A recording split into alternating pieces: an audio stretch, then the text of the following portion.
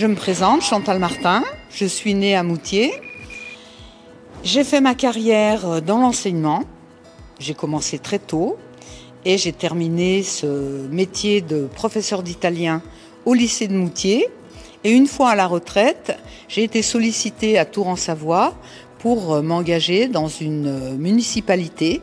Je l'ai fait avec beaucoup d'intérêt, beaucoup de curiosité, parce que je dois dire que je n'étais pas une citoyenne bien informée.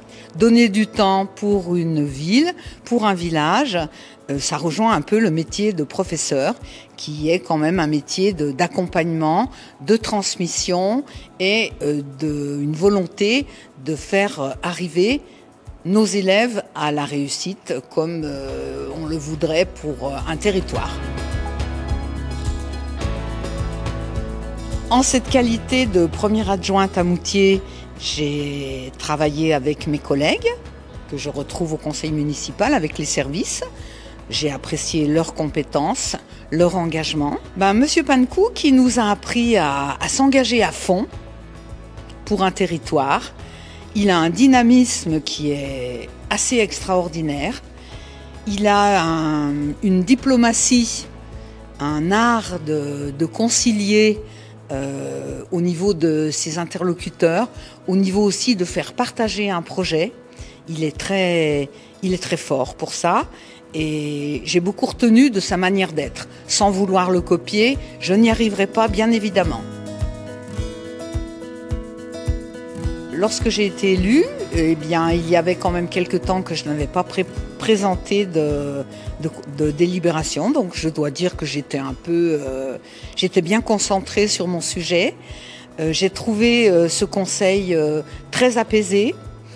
Il n'y a pas eu de fausses notes. Et comme l'a dit Monsieur Pankouk, il a trouvé notre opposition très élégante parce qu'ils m'ont donné leur voix. Et j'ai été aussi très émue de cette démarche-là. La feuille de route, elle est complètement tracée par Fabrice. Les chantiers qui me tiennent à cœur, c'est bien évidemment la maison médicale. C'est parachever tout ce que Fabrice a envoyé pour la passerelle de la Chaudane, pour revitaliser ce quartier, pour le rattacher à notre cœur de ville. Il y a aussi l'activité économique. Fabrice était très proche des commerçants, donc poursuivre dans cette direction. Au niveau de la culture aussi, c'est quelque chose qu'il a su développer, notamment à la Comcom, mais aussi sur notre territoire avec le street art.